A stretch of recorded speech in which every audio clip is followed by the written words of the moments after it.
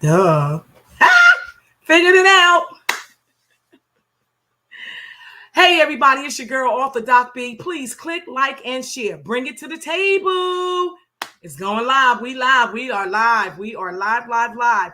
And of course, you all know I use StreamYard. Yep, I know I talk too much, tell all my business, whatever.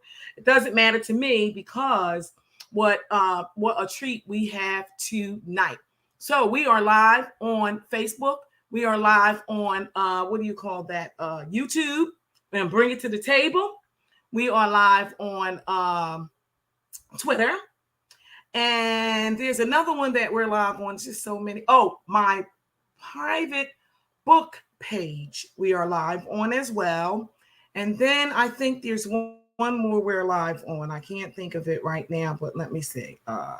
So I'm going to invite some of you right now. That's what I'm going to do. So I'm going to copy this, and I'm just getting ready to go ham. And I'm going to invite some friends. Let's see. We're going to get you all up in here.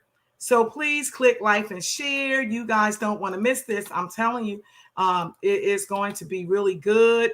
I have an idea on where I am going to go with this. I'm going to bring our guests on in just a few minutes. But please keep in mind that this is the very first time that I am going political. Yep, Doc B is in the political realm today, and we need your support. That's it. Bottom line, we need your support. I do believe that we need change. I do believe that change is necessary. So I'm looking to have all my Philadelphia people. Where's my Philadelphia followers? Click, like, and share. I am inviting you all via Messenger. I'm sending out like a whole ton of things right now, and we're gonna get him on right in a second. Oh, I might as well tell you who it is. You want to know who it is? Put in the comments if you want to know who it is. Nobody's on yet? That's fine too, because I'm just going to repost and repost and repost until we get some people to click like and share so that we can just blow this thing out the box. And you guys all know how I am when it comes to this sort of thing. You know that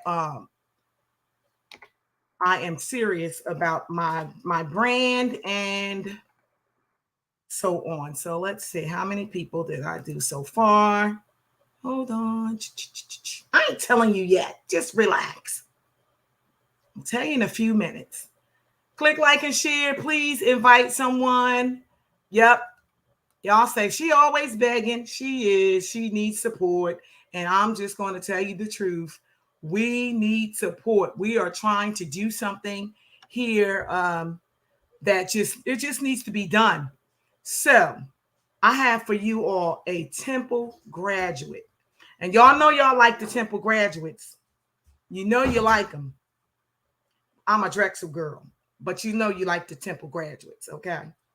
So get your questions ready. Get your questions ready. Oh, yeah, we're taking questions tonight. Okay, so I'm going to introduce you to someone in just a few minutes. Now, let's see how else we can share this platform. Let's see. Oh, I might as well bring him in. Let's get it started, okay? Here he is, folks.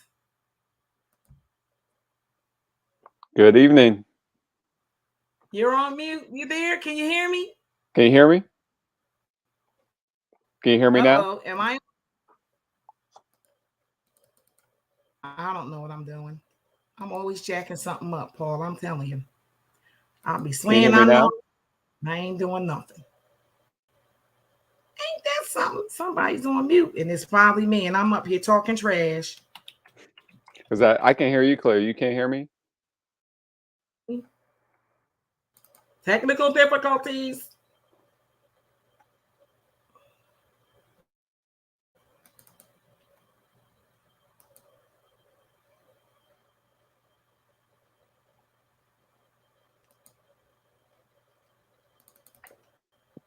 Still can't hear me? Nope. Nope. Nope, that ain't working.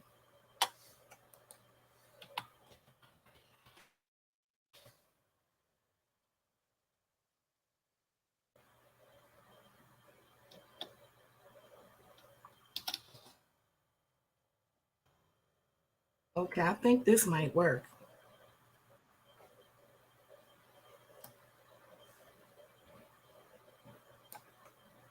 Can you hear me now? I can hear you. What about me? I can. Okay, so now I can hear you, Okay. but it looks like there is an echo here a little bit. So let me just fix that. Hi, Paul. Hey, the echo's gone Guess now, what? right? Now you're good. Yeah, I'm good. I can hear me now. I can hear you as well. Okay. Hey, everybody, it's your girl off the dock be in the building. And guess what? Our special treat tonight, and you all can see him right now. His little hands. Oh, his little handsome little face. We have Paul Prescod. Now I'm saying that right, right? Yep, that's right. Paul Prescod. Let me tell you, he getting ready to beat Anthony Williams' ass, y'all. I'm just letting y'all know this right now. He's going to knock him out the box, okay? He's going to give him a run for his money. And we're going to talk about that tonight. That's state senate, correct? You're right. Pennsylvania State Senate. Pennsylvania State Senate. Now, look, I got all my little notes. I think I know what Yeah. I'm doing. And So you're not gonna help me. U.S. Senate. Some people get confused with U.S. Senate. This is the Pennsylvania Assembly, not Congress, because that's another Okay. race going on at the same time. So would this be considered like local Senate? Because Pennsylvania is just the state. That's it. Right. Okay, I Yeah. got you. Yeah. I mean, I got technically, you. a lot of times people will separate state and local government. So I just say state government, but I consider it a local race, and I think it's one of the most important positions in government is the state level. And not a lot of people think about it. I think more people probably know who their city council person is than their state rep or state senator. But I think that state level is pretty important. I think it's very important. I know someone who was once state representative actually in my community. So, but we're not talking about that person tonight. We're talking about Paul Prescott. So, can you tell the audience a little bit about your background, not growing up and stuff, because I want to address that later on in a month on the radio. But for the podcast tonight, can you tell the viewers who you actually are? Like, who's Paul Prescott? Where to start? So I'll start a little bit with my family background. I won't go into all of it. But my father's an immigrant from Barbados. Not sure if you've ever gotten to go there yourself. Not yet. Right. It's beautiful. You should go if you can. Our claim to fame is that's where Rihanna is from, of course, is Barbados. Yeah. So he came to this country in the 1970s, actually for music. He was a music teacher. So I spent a lot of time there with family growing up. He became a public school teacher. He had summers off, so I used to live there with family over the summers, and that had a big effect on me growing up. Also had some, uncles in the family that were very politically active, and they kind of planted those seeds in my head as a little kid. Before I ever knew I would get into politics, but that definitely had a big impact on me growing up. I also used to want to be a musician. I used to play trumpet. Wow, that's huge. So didn't quite work out, but that's all right. But big music lover. I love any chance to go to a live concert. I love all kinds of music. But I went to Temple University, like you mentioned. I studied history. Got really into history and politics. Nice. Got very active as an activist on campus over different Oh, things. yeah, I'm going to talk about that. I saw it. Yeah, and I don't know, maybe we can talk about this later, but my first campaign I got involved in was back in 2009, 2010, which was my freshman year at Temple. I'm not sure if you remember this. I know it's a while ago now, but the Temple Hospital nurses went on strike Okay. that year. And so Okay. I got involved as a student supporting them. They were striking over many things, including patient safety, the ability to actually speak out for their patients. So I got involved with that. Became very involved as an activist at Temple University, very involved in the labor movement. So I studied history, went back and got my teaching certificate from Temple. Nice. I did some substitute teaching, before I actually got certified, and became teacher in around 2015. So been to many different schools. I student taught actually at Philadelphia High School for girls. That's where I student taught. I've been at schools in West Philadelphia and North Philadelphia mainly, and that's it. That's Okay, the that's short great. version. So that means that you're under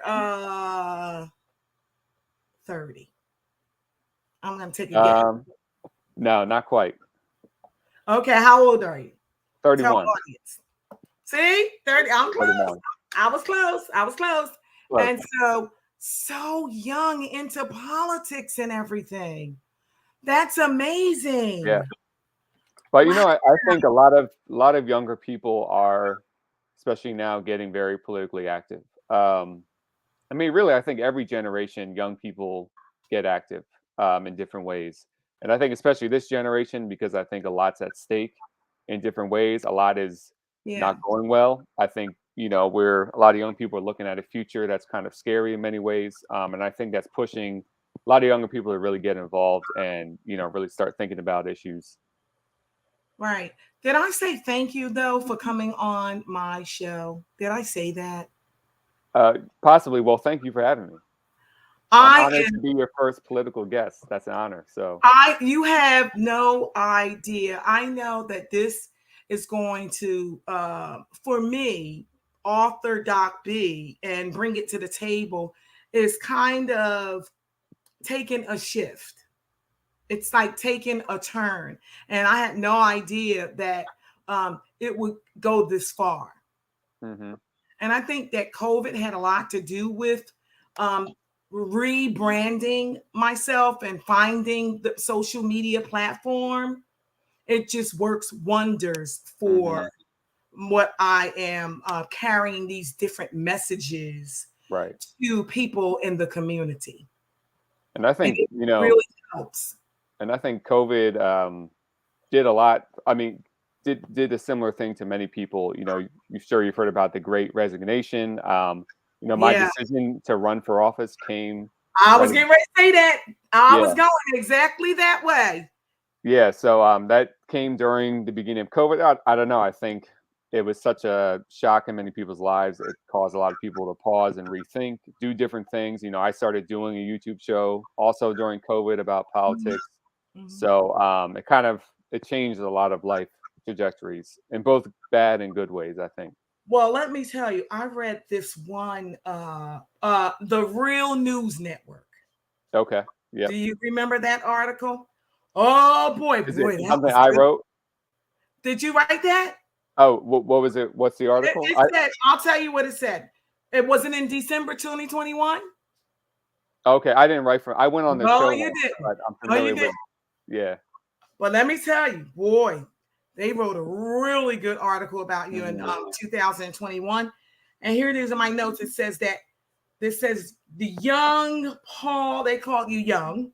They said the socialist, high school teacher, labor organizer, young activist. I was like, woo, wait, Anthony gonna have to watch out now. Boy, he gonna have to watch out now. Oh, he definitely gonna have to qualify himself now. And I just think it's sad in Philadelphia how over the years, nobody came to challenge him. Mm-hmm. Like, why doesn't anybody step up and make him qualify himself? But you did. You came like out the woodworks. And then they said that he's the real deal. Somebody called you the real deal in the comments and stuff. And on this one blog that I read, and then they said, oh, this is what they said. He is shaking up the state Senate. He's shaking it up. I said, whoa, this is gonna be good. This is gonna be so good. He's shaking it up. Now, what are they talking about? Can you tell the audience what do they mean about Paul Prescod shaking it up? Yeah, well, I think many things. I mean, one of them, what you just kind of mentioned, why hasn't someone challenged him? And I wouldn't even just put it not just about Senator Williams himself, but in general, there's a lot of politicians who have been around a long time, who have been in office, and no one has run against them. And if you're in a seat like in Philadelphia, this is a Democratic city, so you don't have to really go up against a Republican. So if no one challenges you in the primary, you really don't have to worry about anything for a long time. And so this has happened to many candidates who have been here a while. So just the fact that someone is, I think, is shaking things up. And I think, people of my background usually don't run for these seats, unfortunately. And when I say people of my background, I would say regular people, and I mean that not in a bad way, in a good way. A lot of times you get people, like my opponent, who come from like a political dynasty.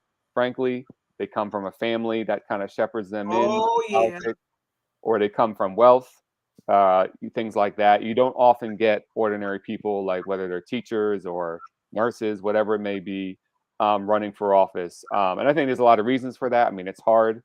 It's a financial hit. I haven't been working this last year like I was previously with a steady salary, so it is like a sacrifice to run if you don't have resources like some other people have. So I think that's part of why they say that. And I think something I'm proud about in the this campaign is the kind of coalition we've built. We have endorsements from so many different organizations Oh, and I labor. was going there. I was going there. You're Right. getting a little bit I ahead know of I yourself keep I keep now. getting ahead of, Oh but no, that's yeah. on my list. Mhm. That is definitely on my list. But before we get to those Right. who endorsed you, right? Thank you for that. That was a really good answer. I really appreciate that. But why District 8 though? Why does that resonate with you?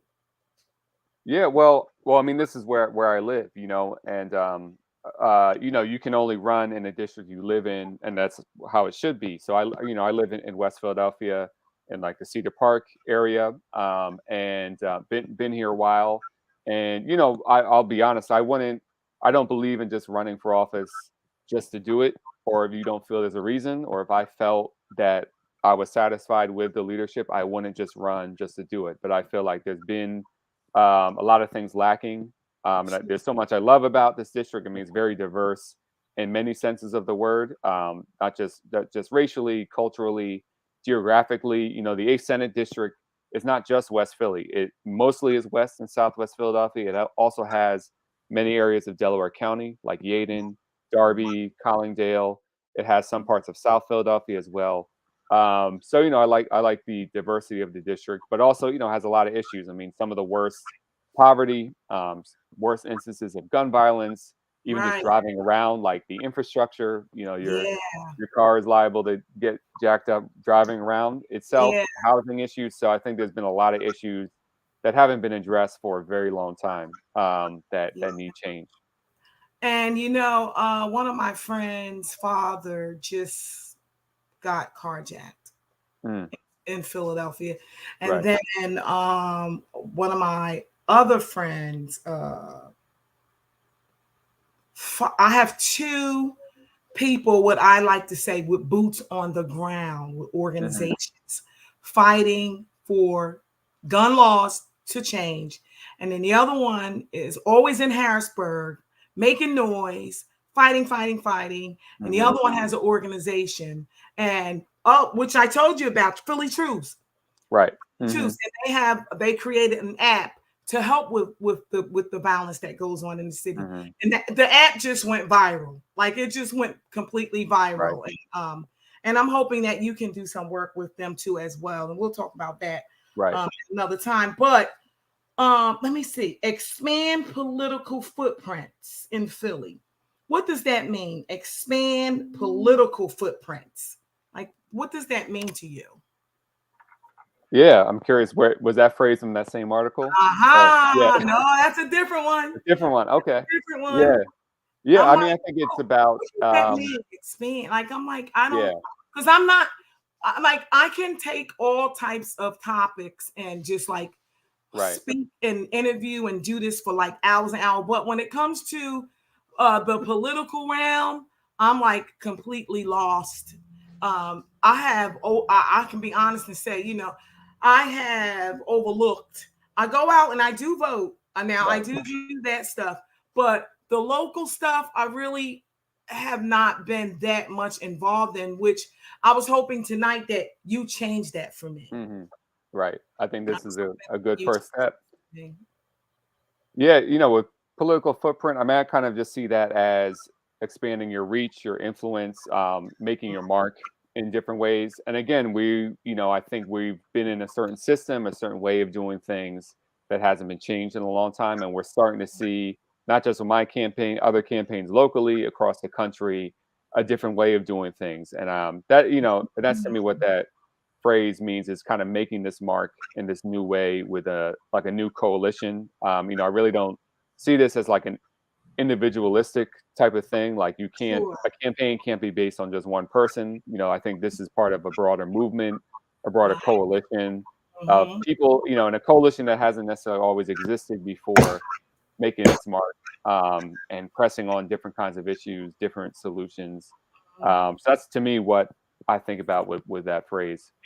Okay, I'll take that. I like that. So now let's talk about the differences between you and your candidate. What would that be? Like, what would the differences be considered? Like, your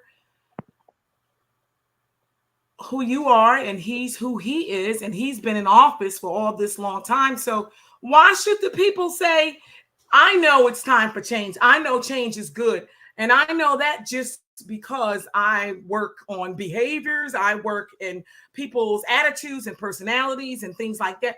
I see that if nothing changes, nothing changes, and it'll just be the same. So Mhm. what's the differences between what you're saying your promises are versus what has already been done by Mr. Williams? That's your Right. opposer, right? Okay. Yeah, that's a great question. I think there's many Oh, well, levels to thank it. you, thank you, thank you. uh, I think there's a lot of levels to it. I mean, one of them I already kind of touched on is background, which isn't everything, but I think it's a very different thing.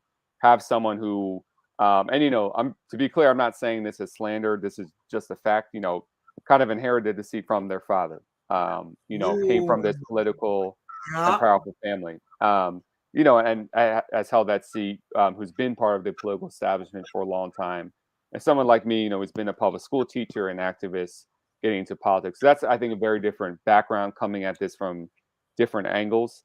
Also, I think more importantly is who we're accountable to, you know, Mhm. and who we're working for, essentially. And I would argue, you look at my opponent's biggest funders, and just to get real here, I mean, these are people who, billionaires like Jeffrey Yass, who is one of the biggest funders of Republican candidates in the state. Again, people Mhm. should fact check me. I'm not just saying stuff to say it. Right. This guy is really into school privatization, someone who has connections, close connections with someone like Betsy DeVos, if you remember, who was Donald Trump's education I was gonna secretary. say that. That's Trump land. So those donors are the biggest contributors to my opponent and their PACs, their political committees. So who you're getting your money from is who you are accountable to, and I think you look at the track record. My opponent has been supporting privatizing schools, hasn't really been on the front lines of fighting for public school funding and things like that. And we have to ask ourselves, why is this billionaire from Montgomery County, Jeffrey Yass, so interested in pouring so much money into this person? They know they're getting a lot out of that. So key issues like that. Another key issue to me, which I think really sums up the difference, is thinking about standing up to wealth and power if they're getting in the way of what we need. And a perfect example is Pennsylvania is one of the largest natural gas producing states in the country. People, I'm Mhm. sure, have heard the term fracking. Out in Western Pennsylvania, I think we're the top three in the country. Mhm. And those natural gas companies do not pay a dime in taxes in Pennsylvania, and they're multi-billion-dollar corporations. My opponent is one of four Democrats in the state, one of only four that consistently votes against making them pay taxes. And why does that matter? We're talking about billions of dollars we lose out for education, for infrastructure, Yes. for jobs, and all these things, of course, that are related to gun violence or preventing gun violence. Mhm. Because we all know these things are going to take money, and resources, and we got to get it from somewhere. And I think it's fair to say, if me and you are paying taxes, why are we paying more in taxes than a $1 billion corporation? And Don't if get me you are started with them taxes. Don't get me right, started. and if you're not willing to stand up to them and say, hey, you got to pay taxes like everyone else, that's a huge problem. And to me, that one issue, even in itself, says all the things in the world. And again, going back to who we're accountable to, and by the way, these finance reports are public. We file them every 3 months. Our next one should be public, I think, by the end of this month. And again, you can fact check me about where people are getting their money from. So he's getting his money from that. Meanwhile, we have over 1,400 donors, individual donors. Our median contribution is $50. So that Yeah. means, I don't take money from, business PACs. The largest group I've taken money from are labor unions. But so that's who I'm accountable to is regular people, organizations like that. So I think that's very key, is who are you actually accountable to, and where you're getting your money from is a big indicator of that. And I think it's Well, telling, there it is, folks. yeah. You heard it. You all heard it. You heard it right from his mouth. Come on now. Those are some that's good stuff, Paul. That's really good facts. Those are really, really Right. two good points. And I'll say, just add one more thing. I just think it's telling of, like, instead of fundraising from who you hope your voters are or your constituents, you're not doing that. He's fundraising from these outside group. I mean, very wealthy people. Meanwhile, again, if you look at my finance report, it's many people. Again, not every single person, of course, is in the 8th district, but the kinds of constituents I would want to be accountable to. That's where I'm fundraising from, and you should be able to do that. If you've been in office a while, Absolutely. you should have that base to fundraise from. And if you don't, I think that is a sign. That's not a good sign. Well, Paul done brought it to the table, y'all. You heard it right here on Bring It to the Table. He done laid out the facts now. Come on now. We got to get these votes in. We have to. Change is good. Change is good. So now you were talking about earlier. That was really, you just shook it up right there. And I can appreciate that honesty. So let's talk about your endorsers. Because I know you got like Teamsters and stuff. Right. Endorse like labor people and all kinds of stuff. Because I saw you on one article, it's like the whole people came together, it's like 260 something. It said 260 on it and stuff like that. What is that about? These the people that endorse you, huh? Oh, right. Yeah, that's probably the union locals. That's what it was. Local 260. Is that what that means? Local 260 and stuff like that. There was one that was probably local 623. That's it. So, yeah. So, I've been very active, especially in the labor movement. My own union, Philadelphia Federation of Teachers, but others. I mean, I think the labor movement is very critical for working people to have fair wages, good working conditions, and something that actually, I mean, I'm going to go in my history teacher mode, but something that's not, I think, talked about enough is the connection between labor and racial justice. I mean, so many, stable middle-class Black communities are built from union labor. I mean, think about in this city, teachers, postal workers, SEPTA workers. These are disproportionately Black and brown workers, and having a union is an entry into some wealth stability. There's data that shows, Black workers in the public sector unions, the racial wealth gap is much lower than non-union workers. So that's a really important, I think, element of racial justice that is often overlooked. And especially in a city like Philadelphia, unions are actually disproportionately Black and brown. And I think there's a stereotype that a union means a white guy in a hard hat, which is not the only thing when we talk about unions. That's not the only thing. So that's something to realize. But, I've been very active in the labor movement over the years, and that's really showing in this race. We have 8 labor unions that have endorsed so far, and a wide spread of occupations, many of them representing essential workers that have been so important these last few years. So you mentioned Teamsters, the UPS drivers, that union has endorsed me, Postal Workers Union, District Council 33 and 47, so all the city workers, sanitation, water department, school crossing guards.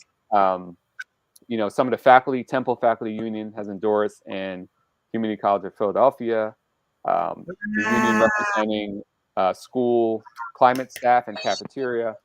Go Paul! So yeah, it's a broad coalition. Other groups that are not union, like Free the Ballot, which works with formerly incarcerated people, neighborhood networks, and it's kind of showing that there is a broad movement for change. Because, and I'll be honest, and I'm not this is not saying this to brag or anything, but oftentimes labor unions, especially, sometimes will just tend to back the incumbent who's already been in office, like do the safe thing. And I've Yeah. been I've been heartened to see they're actually not doing that in this race. They're taking a chance, but it's because they know me as someone I've always stood up for workers' rights, for working people. So they already know that about me, and they know that's what I would do. The same kind of thing in Harrisburg. So I'm really, proud of that support.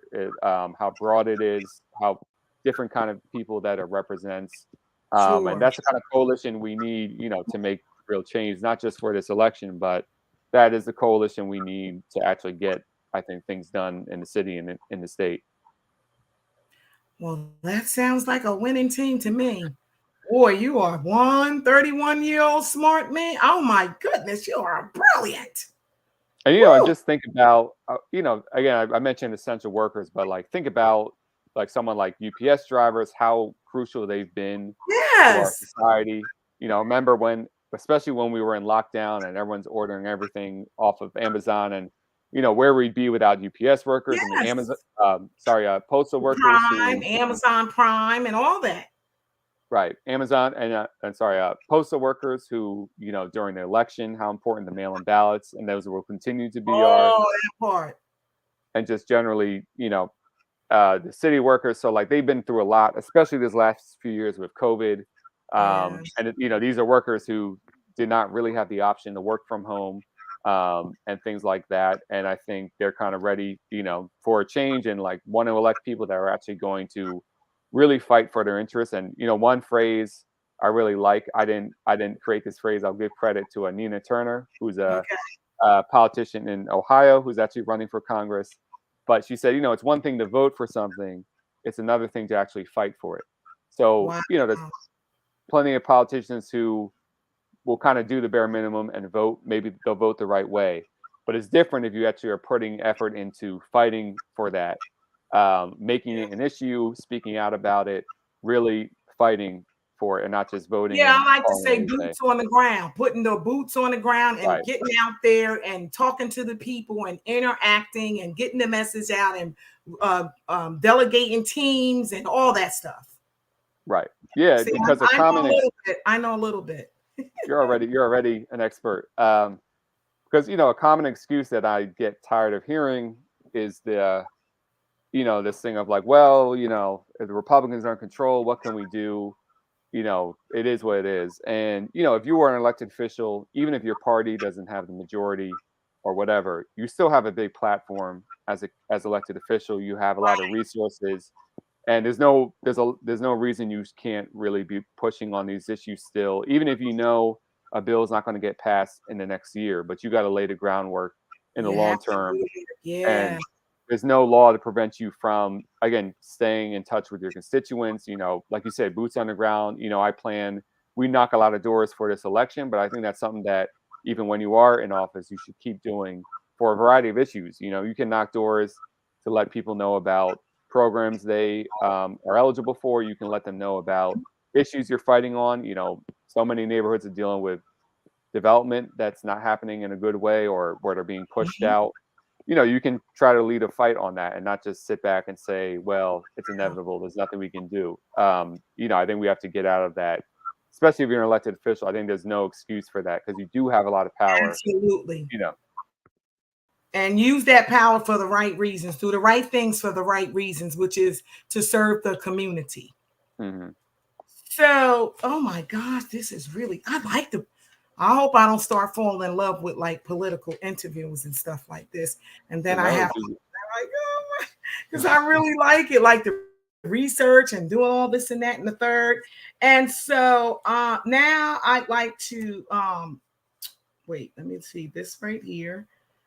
So, what's your stance on because we talked a lot about um, what you stand for, families and laborers and workers and things like that, unions and stuff like.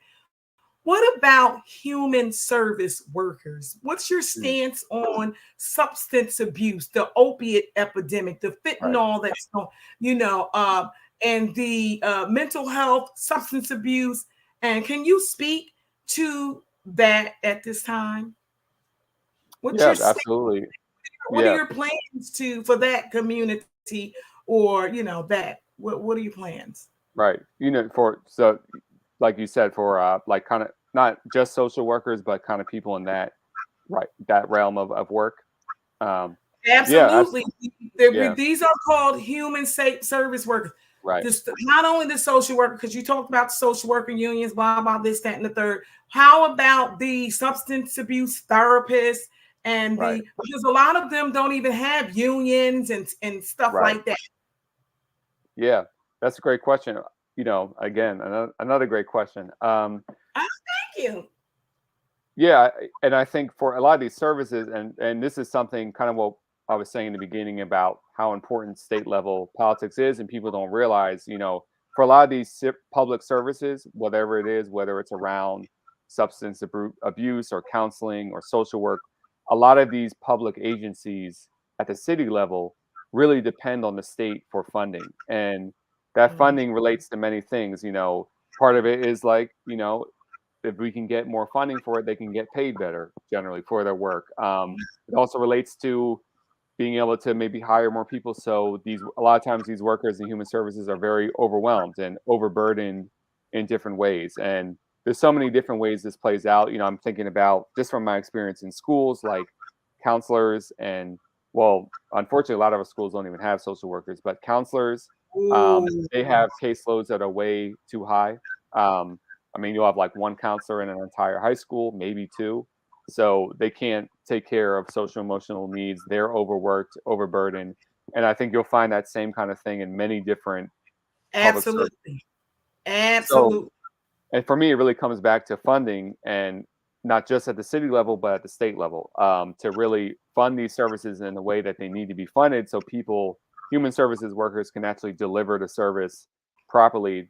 And they also can be taken care of as human beings and not overwhelmed as workers. Because when you do that, and we're seeing this already, seeing this a lot with teachers and nurses, and I'm sure with other occupations, the turnover rate is really increasing, especially since COVID. I think because the Yeah. need is so much Mhm. bigger in so many different areas. But Mhm. because these workers are overwhelmed and then don't feel appreciated, don't feel well compensated, the turnover is really high. And then we all suffer from that, from not having enough of these workers. So, I guess my short answer is that and this is why, if I were to sum up my campaign, I would say it's about public investment, and that covers so many different things. But like, we need more public investment in human services and human services workers, and I would argue a lot of that has to come at the state level. I'll give an example. A lot of people don't know this, but like home health care aides, they are paid from Medicaid funding. Um, Yes. let's say if we're talking about we want to increase wages for home healthcare workers, that actually will not be possible unless we increase Medicaid funding, which again is a form to me of public investment.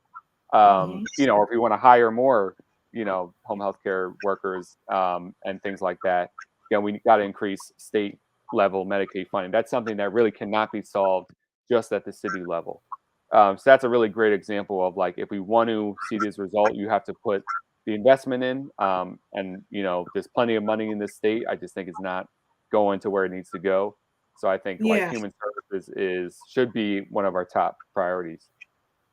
Yes, it should, especially with the fentanyl out there and how it's killing people Right. and grief and loss in the mental health is taking a turn, even on the workers, the Right. therapists, the mental health providers, and people lost loved ones. I mean, a whole list of loved ones just been Yeah. lost, you know. Right. And the I'm gonna say little funds that was given by FEMA and things of that nature just was not enough to support the Right. families. And I think something COVID-19 did was expose a lot of things in our society, but expose the public health infrastructure generally and how poor it is. Oh And boy, yeah, ripped it apart. right. And it's something we need, again, even COVID aside, think about public health infrastructure we need for the opioid crisis. Like I think more community health centers, more funding for public health measures. Obviously for COVID, this should be a wake up call that, like, we were kind of left very unprepared to deal with this crisis, to deal with many other crises. And if we want to be prepared, we have to make the investments in that.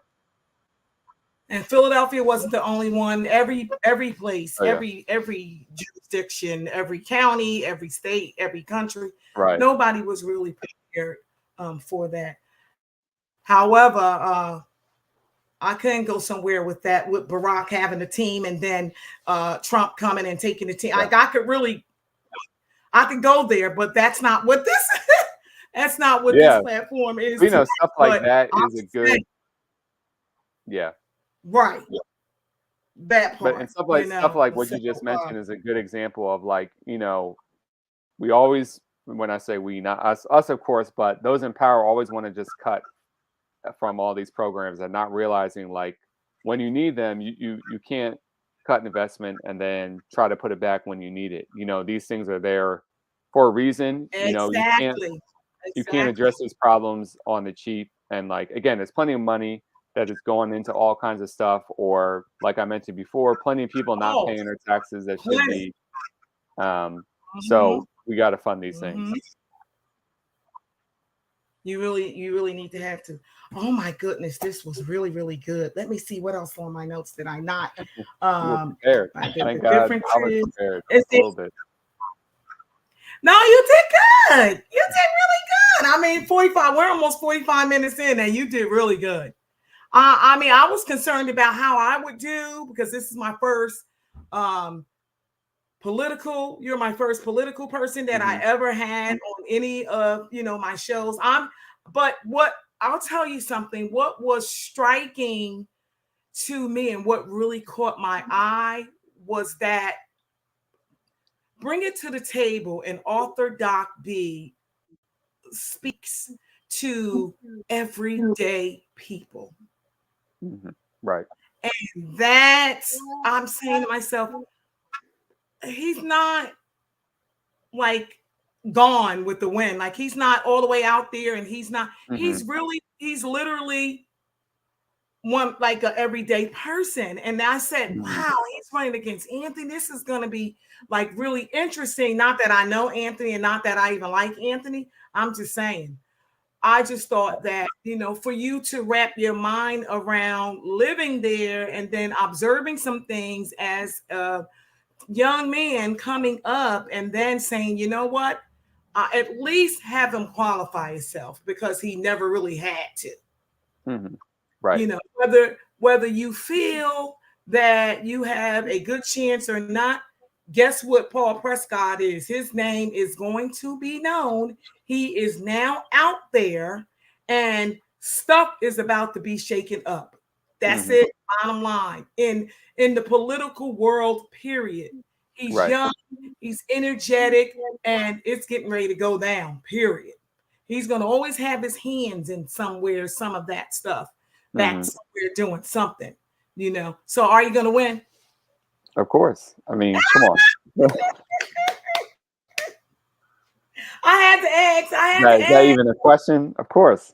That is a question, because that was in my mind. I wonder if he thinks he's going to win. Because some people just go along for the experience, or go along to get what they need to be able to use it for later, or whatever your assignment might be. But what I always tell my patients all the time, if you don't believe, because I think everything starts with belief. I really do. And that's one of my core values, is I stand on my belief. I really do. Do you have any final? I don't have any more questions. I just really wanted to find out who this socialist was, who this high school teacher was, who was this labor organizer, who was this young activist that's out there that the media is talking about, with the planting the little political blueprints? Who's that Mhm. person? Who's the man behind the man? I wanted to find out all of that stuff. And guess what? I would like to see you win. I would like to see you win. And I would like to say that because I embrace change. Mhm. And I have Right. never seen a change that was not pretty much good. Because to Mhm. me, off the doc B, change is good. Right. It really Yeah. is.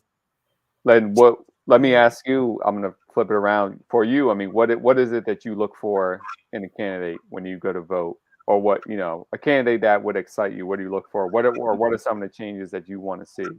I would like to see I like to challenge them with their promises, because I always say, oh, they all say the same thing, they all say they're going to do this, they're going to do that, and then when they get in office, this is just me and my Right. brain, you ask, so I'm going to tell you.